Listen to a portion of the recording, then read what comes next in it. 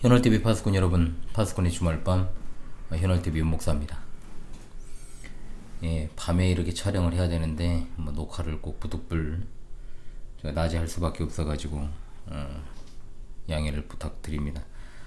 예, 38번째 파주밤으로 여러분을 찾아뵙습니다. 여러분 이번 한 주는 어떻게 보내셨습니까? 또한 3월 셋째 주간을 보내고 맞이하는 3월의 네 번째 토요일이 되겠습니다. 여러분 이번 주 구원의 여정에서 여전히 주님의 뜻을 따라 힘껏 살아내시는 일에 최선을 다하셨는지요? 우리에게 주어진 토요일은 지난 한 주를 돌아보고 하나님 앞에서의 삶의 자세를 다시금 확립하고 생각하는 날이 되겠습니다. 오늘은 2025년 3월 22일 토요일입니다. 3월 넷째 주일 앞둔 주말 기도하면서 파수꾼의 주말밤 시작합니다. 이번 주도 변함없이 하나님께서 택한 백성들에게 베풀어 주신 그 은혜를 되새기고 만물을 소성시키시는 3월 셋째 주간을 인도하시며 네 번째 주일을 앞둔 주말밤을 맞이할 수 있도록 여기까지 도우신 은혜를 참으로 감사합니다. 주일 지나시는 한 주간도 하나님의 은혜와 사랑 가운데 변함없이 주님의 택한 백성과 함께하여 주신 은혜를 감사합니다. 변함없이 우리 앞에 펼쳐질 치열한 진리 전쟁의 상황 속에서 끝까지 남아 승리하는 비결은 오직 하나님의 말씀에 창념하는 것임을 잊지 않게 하시고, 또한 오늘 또 파수꾼의 주말밤을 통하여서 하나님의 계시된 진리의 말씀 시편을 통해 하나님께서 주시고자 하는 그 뜻을 깨달아 알게 도와주시고, 또한 주님이 주시는 단잠과 꿈을 꾸고 주님이 허락해 주시는 은혜의 주일을 맞이하고자 합니다. 성령께서 이 시간도 함께 해주시고 또한 시작과 끝을 주관하여 주셔서 계시 의존한 신앙이 더욱더 견고하게 서게 하시고 험악한 시대에도 변치 않는 믿음으로 흔들리지 않으며 주님의 날개 그늘 아래 거하며 피하게 하옵소서. 진리의 파수꾼이자 증인들이 되어서 그 귀한 사명 감당케 하옵소서. 이 연약한 자가 하나님의 말씀을 조금 풀어 해석하고 해설할 때 듣는 이의 마음 가운데 성령께서 주시는 위로와 평강과 확신이 충만하기를 간절히 원합니다. 성삼위일체 하나님 홀로 모든 영광을 받으시옵소서. 우리 주 예수 그리스도의 이름으로 기도합니다. 아멘. 예, 오늘은 시편 36편입니다. 먼저 36편을 낭송하고 해설을 시작하죠. 시편 36편입니다. 악인의 죄가 그의 마음속으로 이르기를 그의 눈에는 하나님을 두려워하는 빛이 없다 하니 그가 스스로 자랑하기를 자기의 죄악은 드러나지 아니하고 미워함을 받지도 아니하리라 하미로다. 그의 입에서 나오는 말은 죄악과 속임이라. 그는 지혜와 선행을 그쳤도다. 그는 그의 침상에서 죄악을 꾀하며 스스로 악한 길에 서고 악을 거절하지 아니하는도다. 여호와여, 주의 인자하심이 하늘에 있고 주의 진실하심이 공중에 사무쳤으며 주의 은은 하나님의 산들과 같고 주의 심판은 큰 바다와 같으니이다. 여호와여, 주는 사람과 짐승을 구하여 주시나이다. 하나님이여, 주의 인자하심이 어찌 그리 보배로우신지요. 사람들이 주의 날개 그늘 아래 피하나이다.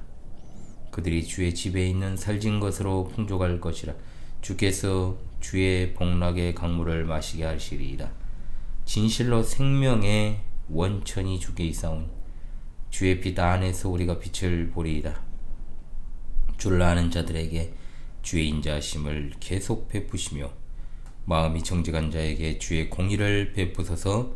교만한 자의 발이 내게 이르지 못하게 하시며 악인들의 손이 나를 쫓아내지 못하게 하소서. 악을 행하는 자들이 거기서 넘어졌으니 엎드러지고 다시 일어날 수 없으리이다. 아멘.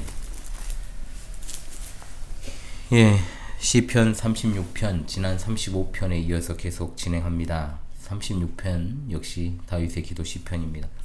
다윗은 여기서 하나님의 놀라우신 인자하심과 공의를 베푸시는 것을 안중에 두지도 않고 온갖 악을 자행하는 자들, 즉 악인들의 멸망, 그리고 하나님의 인자하심을 의지하는 의인들의 구원을 기도하고 있습니다. 이 시편에는 다윗의 고난에 대한 탄식이 많이 등장하진 않습니다. 악인들이 개인적으로 다윗을 공격하는 것에 대한 고발보다는 일반적인 악인의 교만, 죄악, 그리고 그들의 거짓에 대해서 고발하죠. 그리고 또한 하나님이 인자하심과 공의를 베푸실 때 얼마나 놀라운 복이 임하는가, 넘치는가, 이걸 갖다가 찬양으로 상세하게 고백합니다. 그런 측면에서 이 시편은 기도와 찬양과 교훈을 함께 담고 있는 시편이라 볼 수 있겠죠. 다윗이 이 시편을 쓴 배경을 우리가 알 수는 없습니다만 여러 정황을 봤을 때 성소에서 하나님의 인자하심을 의지하며 악인들로부터의 보호와 그들의 멸망을 기도하는 것이다 라고 볼 수 있겠습니다. 36편은 경건한 의인의 구원과 악인의 멸망이라는 주제를 공유하는 것이 여러분 누차 말씀을 드렸던 것처럼 34에서 37편 그룹이라 그랬습니다. 세 번째 시편이죠. 앞선 35편과 짝이 되는 시편이라 볼 수 있습니다. 짝을 이루는 35편과 또 악인들의 죄악을 똑같이 고발하면서 그들에 대한 공의로운 심판과 그들로부터의 구원을 기도합니다. 36편 1절에서 악인의 눈에는 하나님을 두려워하는 빛이 없다라고 진단한 건 34편, 35편, 37편에 고발된 악인들의 악에 대한 근본적 이유가 무엇인지를 설명합니다. 36편에는 하나님을 두려워하지 않는 악인의 죄악에 대한 언급들이 죄 또는 죄악, 속임, 악, 그리고 악한 길로 이제 자주 등장을 하고 있죠. 이것들은 34편에서 37편에 반복적으로 언급되고 있는 율법의 길, 즉 공의 혹은 심판과 의와 정직함과 진실함과 완전함 등의 단어와 반대되는 것이다 라고 볼 수 있습니다. 하나님을 두려워하지 않고 마음대로 죄악을 행하는 자들을 36편에서는 악인, 교만한 자, 죄악을 행하는 자 이렇게 부릅니다. 이것은 모두가 다 악인에 대한 다른 표현이 되겠죠. 35편에서 악인들의 죄악에 대한 하나님의 정의로운 심판을 촉구하는데 36편 역시 그런 간구가 이어지고 있습니다. 그래서 짝이라는 거예요. 이것은 34에서 37편 그룹의 전반적인 특징이 되겠습니다. 자, 그럼 본문으로 들어가도록 하죠. 자, 표제가 나옵니다. 여호와의 종 다윗의 시, 인도자를 따라 부르는 노래. 물론 원문에는 시와 부르는 노래라는 말은 없습니다. 인도자를 따라라고 하는 말은 자주 반복됩니다만 성전 예배에서 사용될 때 찬양 인도자가 부른다거나 또는 인도자를 따라 부르라는 지시어다라고 보는 것이 일반적입니다. 여호와의 종 다윗이라는 표제는 이 시편이 한 사람의 신실한 성도의 감사 찬양일 뿐만 아니라 하늘 왕이신 여호와께 기름 부음 받아 그분의 대리 통치자가 된 다윗 왕의 노래다라고 하는 사실을 부각합니다. 또한 여호와 하나님께 헌신한 여호와의 종 다윗을 통해서 하나님의 왕조가 세워졌음을 암시하기도 하죠. 자, 1년부터 함께 살피도록 하겠습니다. 자, 1절로 4절입니다. 이 부분은 악인의 죄에 대한 고발이 등장합니다. 이 부분에서 다윗은 악인의 죄에 대해서 고발을 하는데 자기에 대한 악행보다 14편에서처럼 일반적인 악인들의 잘못된 특징들을 열거합니다. 1절이 악인의 근본적인 문제를 이야기한다면 2절로 4절은 그 문제로 말미암아 드러나는 구체적 증상을 다루고 있죠. 다윗은 아마도 이런 악인들에게 고통을 당한 것으로 보입니다. 자, 1절 1, 2행에 대해서 이 부분의 각주가 보여주는 것처럼 여러분 가진 성경에도 이 각주가 등장을 하지 않습니까? 다양한 번역이 있다라는 것을 알려줍니다. 1, 2행은 뒤따르는 절들에 대한 도입절입니다. 악인의 근본적인 죄, 즉 악인들이 죄를 저지르는 원인을 제공하는 근본적으로 잘못된 생각에 대한 하나님의 말씀을 전합니다. 그 말씀이 다윗의 마음에 있다라고 하는 것은 하나님이 직접 계시하신 것일 수도 있고 평소에 듣고 깨닫고 기억하고 있던 하나님의 말씀일 가능성도 있습니다. 3, 4행은 그 말씀의 내용이죠. 악인들의 근본적인 잘못이 나옵니다. 그것은 바로 하나님을 두려워하지 않는다는 것. 말로는 하나님의 존재를 인정할지는 몰라도 실제로 하나님이 없는 것처럼 하나님의 법이 아닌 자기의 뜻과 욕망을 따라 살아가는 삶. 이런 특징이 2절로 4절에 묘사가 됩니다.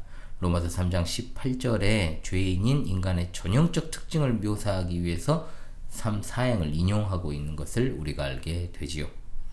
2절 1행에 나오는 자랑하다는 말이 있습니다. 이 말은 남을 속이기 위해서 아첨하거나 음녀의 유혹의 그걸 갖다가 가리키는 것인데요. 자, 그렇게 보면 1행은 하나님을 두려워하지 않는 악인이 스스로에 대한 과대망상에 빠져서 자신을 속이는 거짓말을 하고 있다. 이걸 이제 의미한다라고 볼 수 있습니다. 악인의 눈은 자신만을 바라봅니다. 항상 자기에게만 도취되어 있죠. 그는 자기의 생각을 항상 모든 것의 기준으로 삼습니다. 하나님의 뜻이 아닙니다. 그저 자신의 눈에 좋아 보이는 대로 그렇게 삽니다. 그것이 바로 과대망상 아닙니까? 바로 그런 과대망상의 결과가 이행입니다. 3절은 하나님을 두려워하지 않고 교만하여 마음 놓고 악을 행하는 악인들의 구체적인 말과 행동의 특징이 나옵니다. 일행은 마음의 생각이나 인격이 드러나는 악인의 말이 죄악과 속임이라고 규정하죠. 2절의 눈이 악인의 교만함을 상징한다면 악인의 입은 뭐냐? 교만에서 흘러나오는 죄입니다. 죄. 자, 죄악으로 번역된 단어는 4절과 13절에도 이제 반복되는 단어입니다. 죄악이라는 의미 외에도 속임이나 재앙이나 헛된 것을 뜻하기도 하고 악인들의 추구하는 것이 주로 그런 것이다. 이걸 갖다가 드러내고 있죠. 속임도 죄악의 일종입니다. 악인들이 주로 사용하는 것입니다. 1행이 말에 대한 고발이면 2행은 행위에 대한 것으로 지혜롭게 행하지도 선을 행하지도 않는 악인들의 특징을 2절 2행처럼 접속사가 없이 연결된 두 개의 부정사를 통해 강조합니다. 슬기롭지 못해 하나님이 말씀하시는 선을 행하지 않는 악인의 모습은 14편 1절로 3절에도 동일하게 등장을 하고 있습니다. 지혜롭게 행하다는 동사는 구약에서 자주 하나님의 뜻과 그 말씀을 깨닫고 거기에 주의를 기울여 선을 행하는 것을 의미하죠. 여기서 그치다라고 하는 동사가 사용된 건 악인 스스로가 하나님을 경외하고 그분의 말씀대로 사는 지혜와 선의 길을 포기했음을 강조하는 겁니다. 자, 4절은 3절의 반복입니다. 강화합니다. 죄악이라는 말이 가장 먼저 나오고 그 죄악이 악인의 입을 통해 나오게 된 것이 악인이 밤에 잘 때도 하나님이나 그의 말씀을 묵상하는 것이 아니라 죄악을 꾀한 결과다. 이걸 이제 고발하고 있죠. 결국 죄악을 꾀하는 것으로부터의 실행의 길로 나섭니다. 선이란 어근이 반복되면서 선하지 않은 길로 나서는 악인의 모습을 그려줍니다. 길에 선다라고 하는 표현은 적정하고 선하지 않은 길, 즉 사명의 악의 길에 버티고 서는 것을 뜻하죠. 하나님을 두려워하지 않는 악인이 자신에게 악이 된다면 악행도 서슴지 않습니다. 자, 악인의 모습은 항상 여호와의 말씀을 마음에 간직하고 지켜야 되는 여호와 하나님의 백성의 모습과는 정반대다라고 볼 수 있겠죠. 이연으로 갑니다. 5절로 7절 상반절입니다. 보배로운 여호와의 인자하심과 공의를 노래합니다. 자, 1절로 4절에서 악인의 모습을 고발했던 다윗이 5절로 7절 상반절에서 악인의 죄악과 대조되는 여호와의 인자하심, 진실하심, 의와 심판이 얼마나 보배로운가를 노래하고 있습니다. 5절의 인자하심이라는 단어가 7절 상반절에 나와서 이른바 스미쌍관을 이루고 있고 하나의 연이 되며 10절에 다시 이것이 나옵니다. 그래서 5절로 10절을 하나로 묶고 있죠. 이 부분에서 여호와 하나님을 2인칭으로 부르고 있고 여호와의 성품을 찬양하는 형식을 취합니다. 하나님의 성품에 대한 묘사는 하늘, 구름, 산들, 바다 이렇게 하강하는 형태를 취하는데 이것은 하나님의 인자하심과 공의가 하늘과 산들과 바다로 이루어진 온 우주를 비추고 있음을 잘 이제 그리고 있습니다. 자, 5절은 죄악과 악행과 대조되는 여호와의 인자하심과 진실하심을 찬양합니다.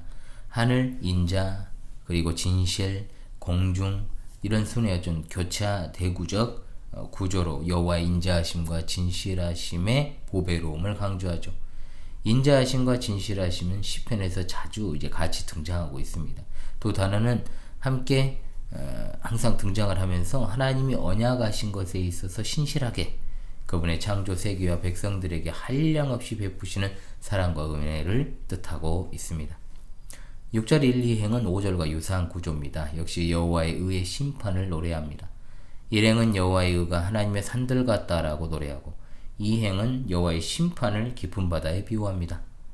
의가 관계적으로나 어떤 공동체적인 신실함과 의로움을 노래한다고 하면 정의는 법적으로 올바른 판결, 법정적 의로움을 뜻하죠. 말하고 있습니다. 여기서는 창조 세계와 인간 사회를 향한 하나님의 섭리와 그 통치의 의로움을 말합니다.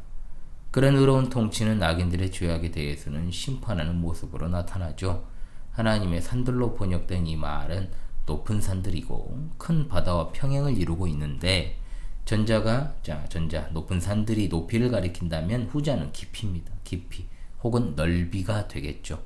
여기서의 바다는 깊은 바다입니다. 높은 산들과 함께 측량할 수 없을 만큼 위대하신 하나님의 공의와 정의를 묘사하고 온 세상 가운데 빈틈없이 이루어지는 하나님의 의로운 통치를 강조하는 역할을 수행합니다.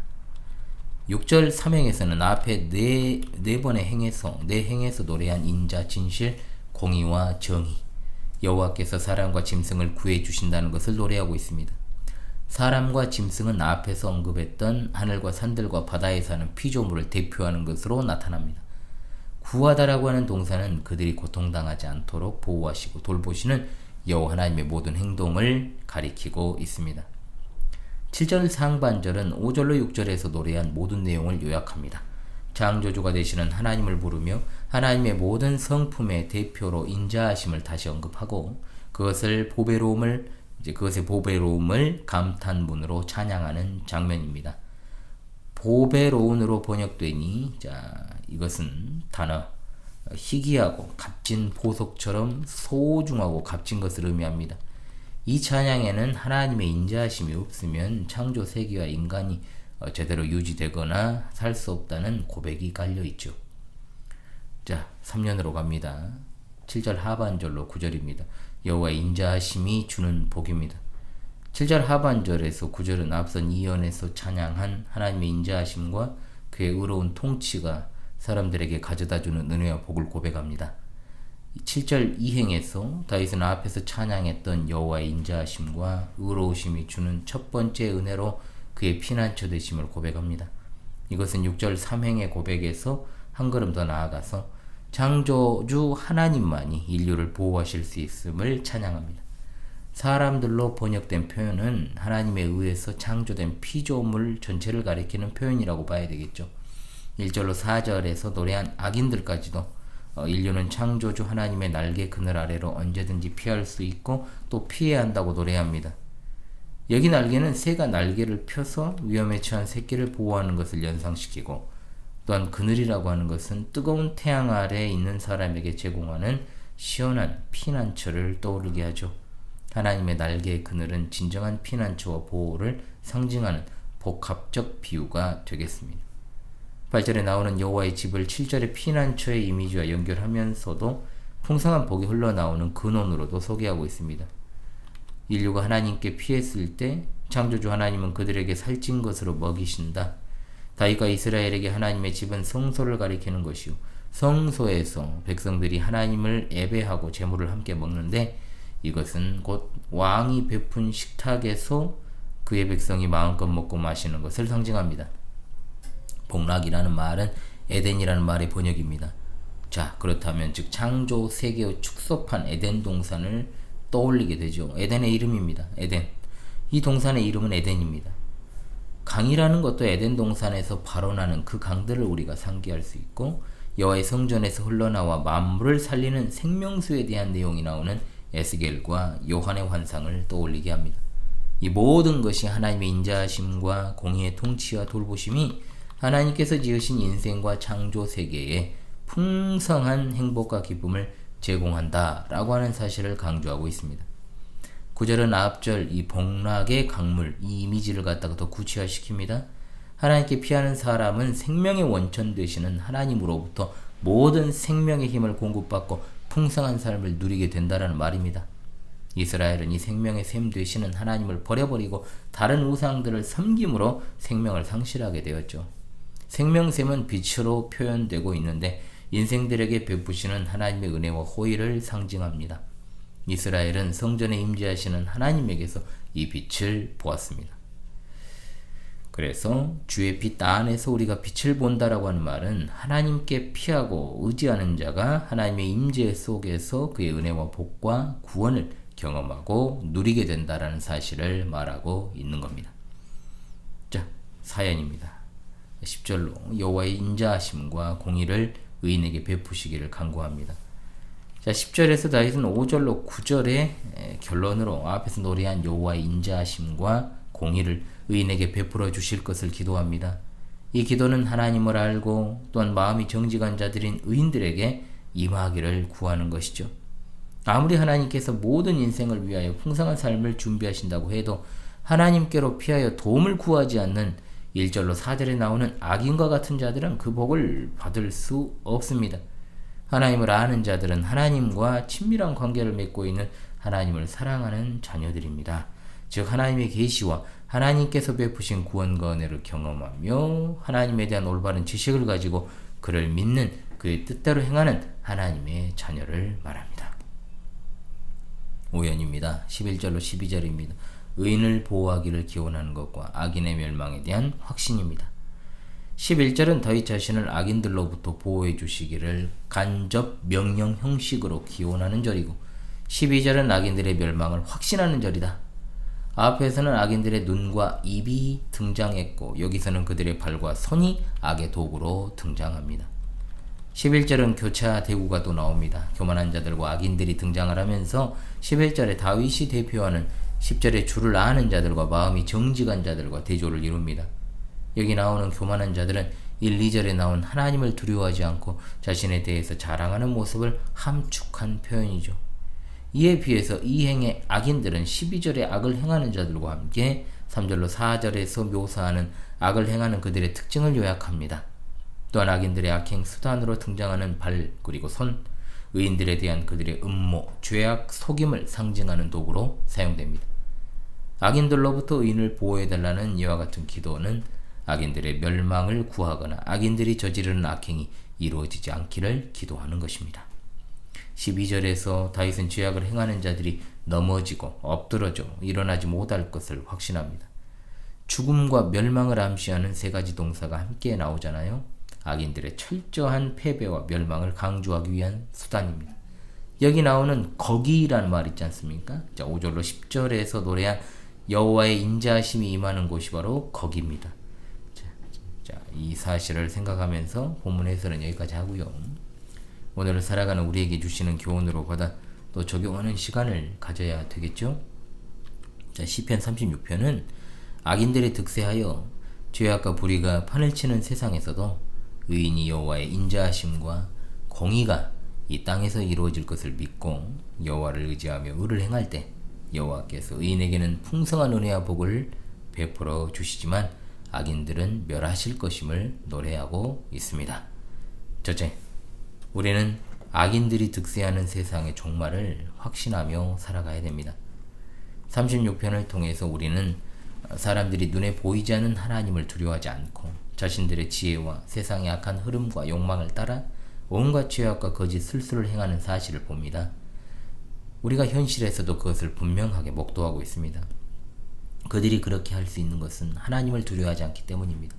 의로우신 우리 예수님께서 악인들의 거짓말로 십자가에 달려 죽으셨을 때 제자들은 의로운 하나님 나라가 이루어질 수 없게 되었구나 라고 좌절했을 것입니다. 바울사도 역시 다윗의 고발에 동의하면서 하나님을 떠난 죄인들의 이런 모습을 신랄하게 고발하고 있죠. 이런 세상에서는 자기 눈에 지혜롭게 행하는 악인이 마치 승리하는 것처럼 잘 나가는 것처럼 보입니다. 이 세상에서 살아가는 성도 역시 하나님의 말씀보다 악인들의 꾀로 삶을 채우고 싶은 문득 그런 생각과 유혹을 느낄 정도니까요. 이럴 때마다 우리는 성경에서 하나님과 그분의 백성을 대적했던 블레셋, 그리고 다윗을 대적했던 사울, 또한 바벨론, 로마 제국과 같은 의로운 교회를 핍박한 나라들과 악인들의 비참한 최후를 반드시 기억해야 됩니다. 그들에게 하나님의 통치가 임했을 때 그들은 넘어지고 쓰러져 다시는 일어서지 못했습니다. 의로운 성도와 교회를 공격하는 악인의 세력들, 그 세력은 흑암의 세력들은 반드시 넘어지고 엎드러지고 일어나지 못하게 멸망할 것임을 잊지 말아야 될 것입니다. 아멘. 둘째로, 우리는 인자하시고 의로우신 하나님의 통치를 누리고 소망해야 될 것입니다. 그리스도인들이 이처럼 악한 세상을 살며 기억할 것은 무엇이냐? 악인들의 비참한 종말만 생각할 것이 아니라 하나님께서 그분의 사랑과 공의로우심으로 이 세상 나라를 다스리고 계시고 사랑과 또한 공의의 선물인 풍성한 생명으로 가득한 하나님 나라를 세우고 계심을 확신해야 됩니다. 예수 그리스도께서는 참된 생명의 빛이시요 생명수를 공급하시는 생명샘이요 근원이 되십니다. 우리는 성전의 실체가 되시는 예수 그리스도 안에서 풍성한 하나님 나라를 선물로 받고 성령의 생명수를 마십니다. 교회는 예배와 성례에 참여하여 하나님의 풍성한 생명을 누립니다. 야고보서 1장 17절 말씀, 온갖 좋은 은사와 온전한 선물이 다 위로부터 빛들의 아버지께로부터 내려온다. 그러므로 성도와 교회는 그리스도를 통하여 우리에게 주어진 하나님의 사랑과 공의를 힘입어서 빛 대신 하나님의 자녀로 빛의 자녀로 살아가야 될 것입니다. 날마다 하나님께 피하고 성령 안에서 주시는 신비하고 풍성한 하나님 나라의 생명을 맛보고 누려야 됩니다. 세상에 참으로 알 수 없는 혼란상 속에서도 경탄과 놀라움으로 하나님의 은밀한 섭리를 상고하는 우리 모두의 생각이 되어야 할 것입니다. 아멘. 그리고 이제 추가적으로 셋째로, 성도는 험악한 말세짐 아래 특정한 피난처가 있는 것이 아니라 하나님의 날개 그늘이 바로 피난처임을 잊지 말아야 할 것입니다. 자, 주의 날개 그늘 아래 거하기를 원하나이다. 택하신 하나님의 백성을 완전하게 정말 보호하시고 돌보시는 하나님의 은혜와 사랑을 이것보다 더 적절하게 형성하는 게 없습니다. 피한다는 것은 단지 몸을 의탁하는 게 아닙니다. 신뢰하고 소망하는 것입니다. 이것이 바로 미완료형입니다. 뭐냐? 행동의 계속과 반복입니다. 하나님의 날개, 즉 하나님의 보호하시는 은혜는 시절과 환경과 상황에 상관없이 어떠한 때이든 상관없이 신뢰하고 소망할 만한 변함없는 피난처가 된다는 사실을 우리에게 알려줍니다. 아울러 하나님을 향한 우리의 신뢰와 소망도 그쳐지지 않고 교회 안에서 계속되어야 한다는 것도 분명합니다. 이 험악한 시제, 더욱더 험로를 가야만 하는 좁은 길 따라 좁은 문 들어간 하나님의 택한 백성들이 피난처 되어주시는 하나님을 때마다 일마다 의지하여서 그 날개 그늘을 피난처 삼아 매 순간 승리하며 나아가는 그러한 주님의 자녀들이 되어야 할 줄로 믿습니다. 주의 날개 그늘 아래라는 말이 어찌나 따스하고 어찌나 정말 든든한지 모릅니다. 네, 여러분, 한 주가 저물었습니다. 또 주일을 앞두고 있지요. 3월 넷째 주입니다. 벌써 여러가지로 복잡하고 다사다난합니다. 우리 일상도 그렇죠. 그럼에도 우리가 말씀을 의지하여 나아가야 됩니다. 주중 지난 3월 19일에 미흡하지만 라이브 방송이 정말 오랜만에 재개가 되었습니다. 1시간을 알차게, 이제 주중 딱 중간의 시간에 알차게 그 시간을 보낼 수 있도록 더욱더 노력하고 함께 소통하고 유익하고 정말 알찬 방송이 될 수 있도록 여러분의 적극적인 참여와 기도를 당부드립니다. 본 교회는 내일 오후에는 이제 특별 활동이 있습니다. 우리가 뭐 자주는 아닙니다만 그래도 1년 중에 봄철과 그리고 여름 전에 그리고 가을철과 그리고 겨울 전에 이렇게 네다섯 차례 정도는 주일 오후를 특별활동이라는 이름으로 올해부터 부르기로 했거든요. 보통은 야외 활동, 실내 활동 했는데 특활로 이제 우리 학창시절도 생각하는 그런 마음으로 특별활동이 있습니다. 이제 밖에 나가서 우리 성도들과 몸과 마음의 쉼을 좀 얻고 그렇게 거기에서 또 가르침의 그 교제를 계속하고 그렇게 돌아오려고 합니다. 함께하는 내용들을 또 여러분과 공유하도록 하겠습니다. 항상 그래왔습니다, 여러분. 네, 여러분 주님께서 주시는 기쁨과 평안 가운데 은혜와 진리가 충만한 주일을 누리시기를 주님의 이름으로 간절히 소망합니다. 한 주간도 현우리와 함께하는 구원의 여정에 동참해 주셔서 얼마나 감사했는지 모릅니다. 여러분 주일 잘 누리십시오. 감사합니다.